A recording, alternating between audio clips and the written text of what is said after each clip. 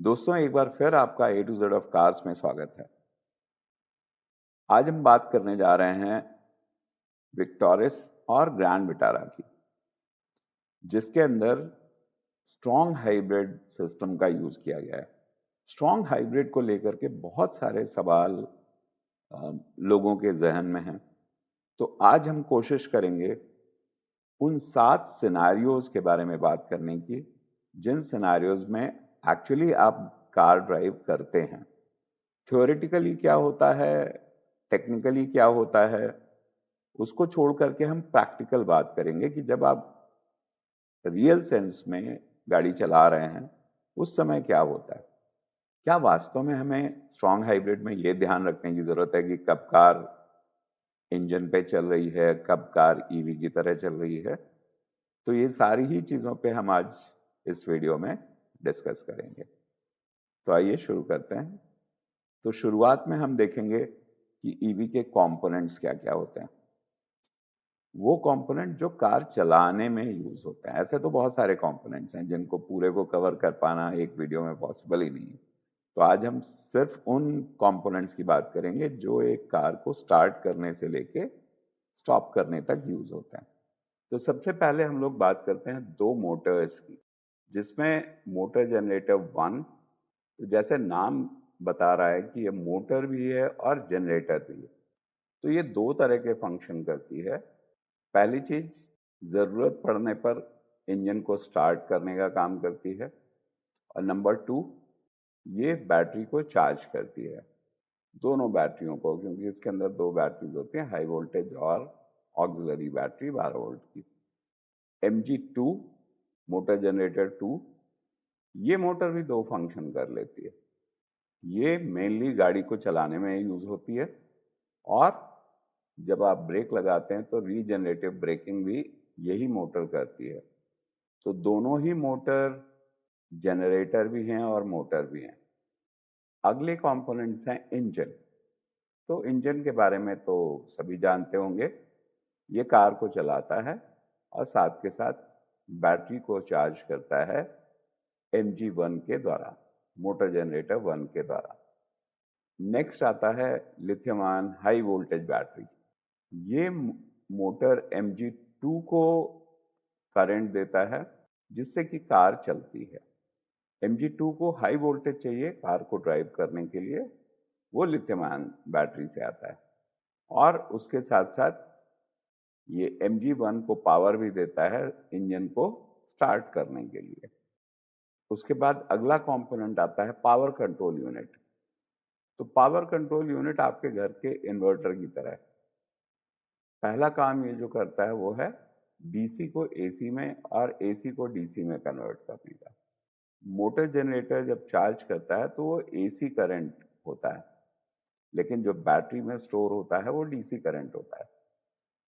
और DC current battery से लेकर के मोटर को देना है, मोटर को AC करंट चाहिए। ये काम जो है ये पावर कंट्रोल यूनिट करता है। उसके साथ साथ ये स्टेप अप वोल्टेज क्रिएट करता है इलेक्ट्रिक मोटर या मोटर जनरेटर 2 के लिए, जो कि गाड़ी चलाने में यूज होता है। और उसके साथ साथ ये DC DC कन्वर्टर भी है। ये वोल्टेज को स्टेप डाउन भी करता है ऑक्सिलरी बैटरी 12 वोल्ट की बैटरी को चार्ज करने के लिए। अगला कंपोनेंट जो कि मैजिक है इस कार का, वो है पावर स्प्लिट डिवाइस। ये बहुत इंटेलिजेंटली और स्मार्टली पावर को स्प्लिट करता है। कितनी पावर इंजन से जानी है, कितनी पावर मोटर से जानी है, कब कहाँ पे क्या होना है, कैसे गियर चेंज होना है, ये दोनों काम जो है ये पावर स्प्लिट डिवाइस करती है। So it manages powering the wheels from motor to engine. तो मोटर और इंजन मिला करके कैसे पावर करना है कार को, वो पावर स्प्लिट डिवाइस करता है। और दूसरा काम ये जो करता है वो करता है कंटिन्यूअसली वेरिएबल ट्रांसमिशन का। तो इसे पावर स्प्लिट डिवाइस और ECVT दोनों कहा जाता है। ये बहुत ही इंटेलिजेंट सिस्टम है। इसका जो ट्रांसमिशन सिस्टम है वो प्लानिटरी गियर सिस्टम पे बेस्ड है। उसके बाद आ जाती है हमारी ऑक्सिलरी बैटरी, जो कि लेड एसिड बैटरी है 12 वोल्ट की।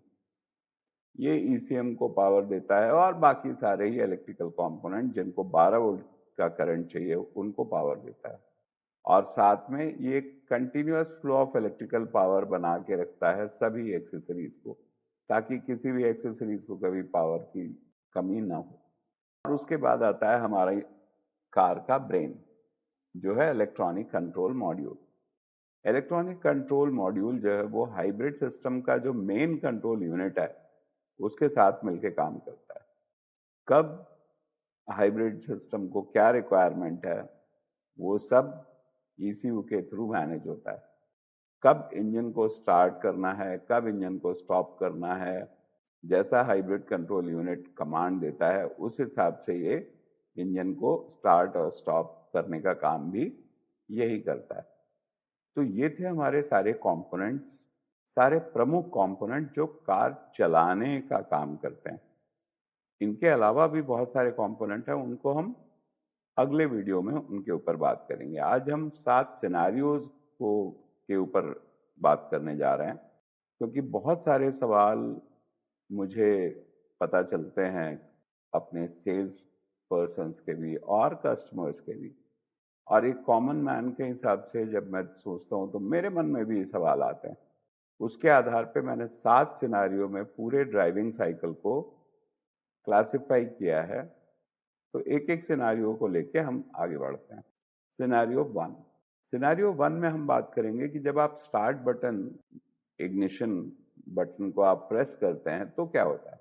तो इग्निशन बटन कनेक्टेड है लेड एसिड बैटरी के थ्रू, और जैसे ही आप इग्निशन बटन ऑन करते हैं तो जैसे घर में आप बिजली की स्विच ऑन करते हैं ना, बल्ब जल जाता है, वैसे ही ECM के थ्रू हमारा पूरा सिस्टम एक्टिवेट हो जाता है और आपके इंस्ट्रूमेंट पैनल के ऊपर रेडी EV लिख करके आ जाता है, जो आपने देखा होगा अभी ये साइन यहाँ पे ऑन हो गया। तो रेडी EV यहाँ पे लिख के आ जाएगा। क्योंकि आवाज कोई होती नहीं है तो आपको पता नहीं चलेगा कि गाड़ी कब स्टार्ट हुई और कब नहीं। तो यही एक निशानी है जो बताती है कि आपकी कार स्टार्ट है, रेडी है चलने के लिए। अब आते हैं हम सिनेरियो 2 पे। सिनेरियो 2 में क्या होगा। सिनेरियो 2 है कि जब आप ब्रेक प्रेस करके और गियर को शिफ्ट करते हैं डी मोड पे, और डी मोड पे शिफ्ट करने के बाद आप धीरे से ब्रेक को रिलीज करते हैं। अब यहाँ पे क्या होगा। अब यहाँ पे हाई वोल्टेज बैटरी जो कि लिथियम आयन बैटरी है, वहां से पावर कंट्रोल को करंट आएगा, पावर कंट्रोल से वो मोटर जनरेटर 2 को आएगा, और मोटर जनरेटर 2 जो है वो अब कार को चलाएगी with the help of power split या ECVT के द्वारा। और अब आपकी इस समय आपकी कार चलना शुरू हो जाएगी इलेक्ट्रिक कार की तरह से। कोई आवाज नहीं, कोई आवाज नहीं, एकदम स्मूथ ड्राइव जैसे कोई भी इलेक्ट्रिक व्हीकल चलती है।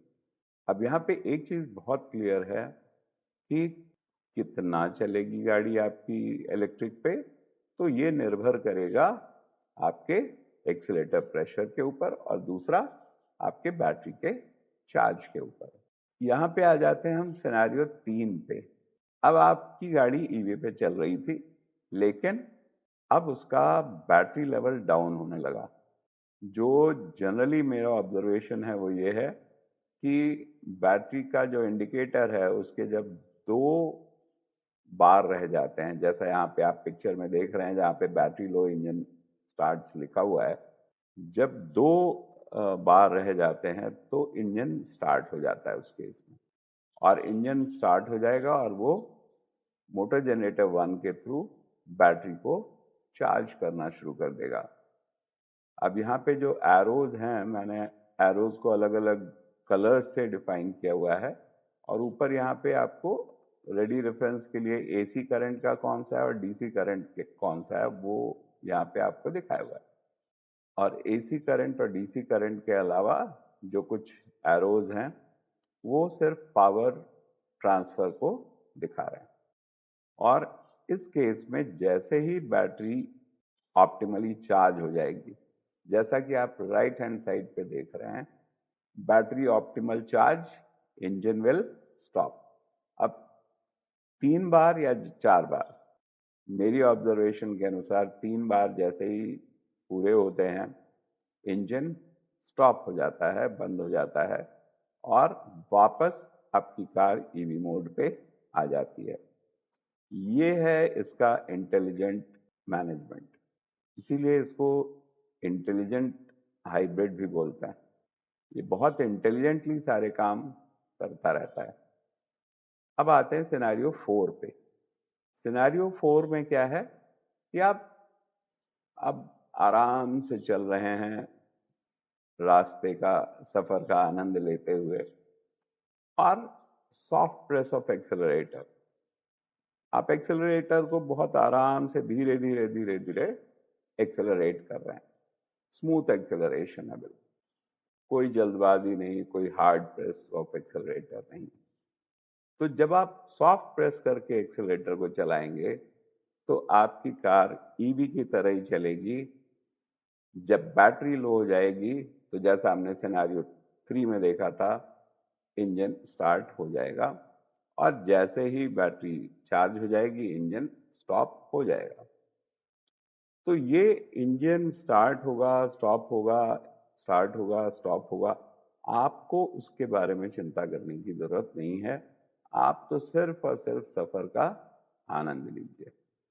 अब आ जाते हैं सिनेरियो 5 में, जो अक्सर हम लोगों के साथ होता है।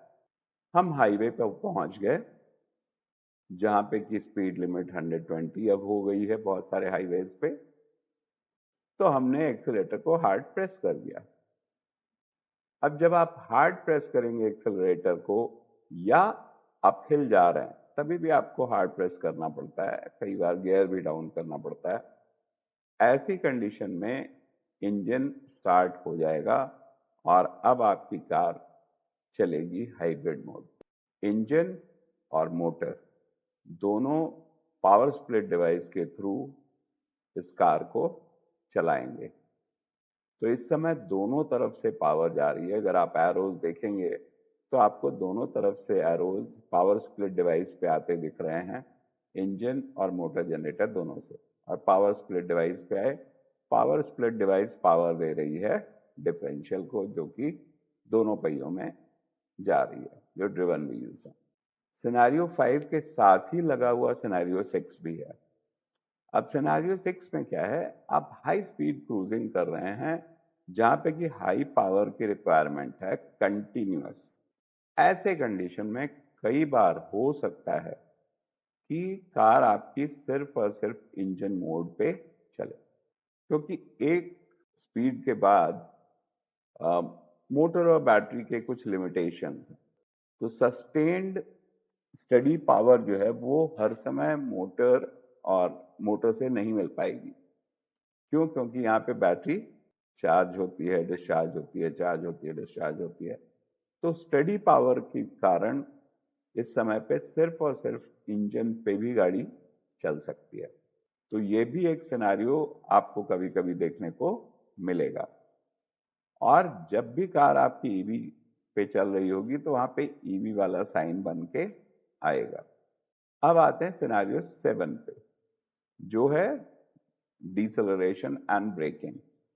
तो डिसेलरेशन या ब्रेकिंग के टाइम पे क्या होगा? अब डिसेलरेशन और ब्रेकिंग के टाइम पे क्या हो रहा है कि आपकी जो मोमेंट ऑफ इनर्शिया के कारण जो गाड़ी चले जा रही है एक स्पीड पे, उसकी वजह से काइनेटिक एनर्जी क्रिएट हो रही है, व्हील्स तो मूव कर रहे हैं ना। तो अब क्या होगा, अब व्हील्स के कारण पूरा सिस्टम मूव करेगा, mg2 मूव करेगा, और mg2 अब चार्जर की तरह काम करने लगेगा, जनरेटर की तरह काम करने लगेगा, और ये अब चार्ज करेगा दोनों ही बैटरीज को, ऑक्सिलरी बैटरी और उसके साथ साथ हाई वोल्टेज बैटरी को, with the help of power control unit. तो इस तरह से ये जो एनर्जी आपकी वेस्ट हो रही थी डिसेलरेशन या ब्रेकिंग के दौरान, ये भी हम यूज कर ले रहे हैं बैटरी को चार्ज करने के लिए।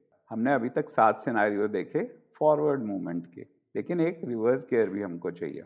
तो रिवर्स सिनेरियो में क्या हो रहा है?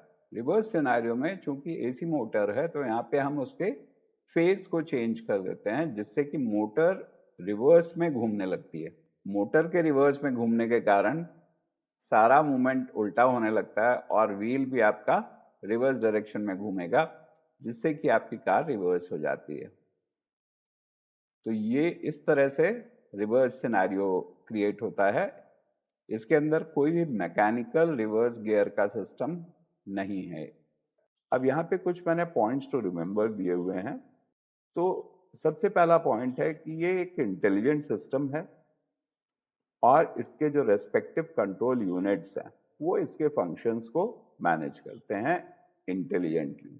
इसलिए आपको कार चलाने पे फोकस करना है, न कि इस बात पे कि कब इंजन ऑन हो रहा है, कब मोटर चला रही है, कब इंजन चला रहा है। इससे कोई फायदा होने वाला नहीं है, क्योंकि हम और आप इसके दिमाग का मुकाबला नहीं कर पाएंगे। नंबर 2, स्टार्टिंग ऑफ इंजन जो है वो डिपेंड करेगा बहुत सारे फैक्टर्स पे, जैसे कि बैटरी का चार्ज है, हार्ड या सॉफ्ट एक्सेलरेशन है।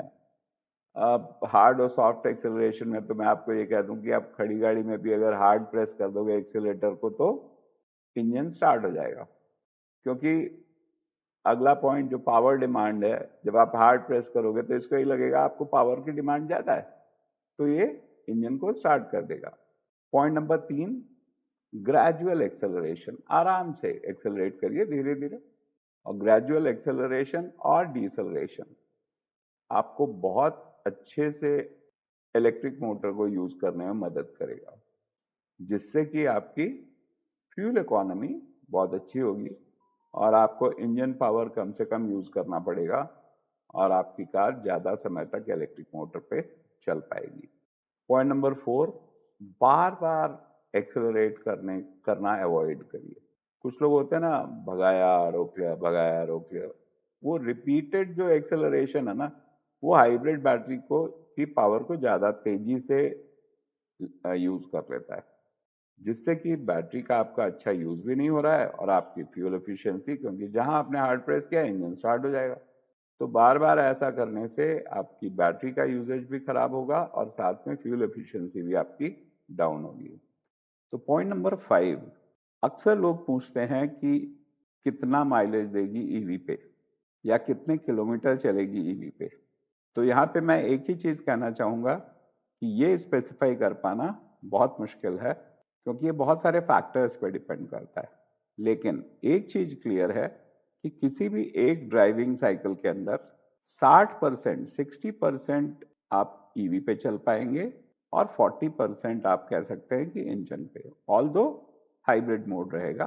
तो मान लीजिए कि आप 100 किलोमीटर जा रहे हैं, तो आप ये मान सकते हैं कि 60 किलोमीटर के करीब ईवी मोड पे चलेगी गाड़ी और 40 किलोमीटर के करीब इंजन पे। पॉइंट नंबर 6, बहुत इंपॉर्टेंट पॉइंट है कि जैसे हम बाकी गाड़ियों में करते हैं ना, बाकी कार्स में करते हैं कि अगर बैटरी थोड़ी डाउन है तो हम खड़ी गाड़ी में एक्सीलेटर प्रेस करके और बैटरी को चार्ज कर लेते हैं। लेकिन यहाँ पे ये सिनेरियो नहीं काम करेगा। यहाँ पे न्यूट्रल मोड पे बैटरी चार्ज नहीं करेगी, आप कितना भी हार्ड एक्सेलरेट कर लें। बैटरी चार्ज करने के लिए आपकी कार का डी मोड पे होना जरूरी है। Point number 7, very very important point, हमेशा लो फ्यूल वार्निंग आने के पहले ही गाड़ी को रिफ्यूल करा लें, क्योंकि इस कार के अंदर मिनिमम रिक्वायरमेंट है कि 11 लीटर पेट्रोल हर समय इसके टैंक में होना चाहिए। क्योंकि बाई एनी चांस आपने कार स्विच ऑफ कर दी और आपका पेट्रोल खत्म हो चुका है, पेट्रोल भी खत्म है और आपने कार को स्विच ऑफ कर दिया। अब सुबह जब आप स्टार्ट करना चाहेंगे तो कार आपकी स्टार्ट नहीं होगी, क्योंकि मिनिमम रिक्वायर्ड जो फ्यूल है वो 11 लीटर्स का है, वो आपके टैंक में नहीं। इसलिए अपनी किसी भी तरह की परेशानी से बचे रहने के लिए पहली चीज तो लो फ्यूल वार्निंग आने ही ना दें, और आ गई है तो जल्द से जल्द उसको रिफिल करा लें। तो अगर आप इन सभी पॉइंट्स का ध्यान रखते हैं तो ये कार आपको best of the best fuel efficiency देगी और बेस्ट परफॉर्मेंस देगी। आप अपने सफर को वास्तव में एंजॉय कर पाएंगे। So happy driving and see you in the next video. Do like, share, subscribe this video if you liked it, and don't forget to press the bell icon ताकि जो भी नेक्स्ट वीडियो हमारा आए वो उसका notification आपको तुरंत मिल जाए। Thanks for watching, see you in the next video.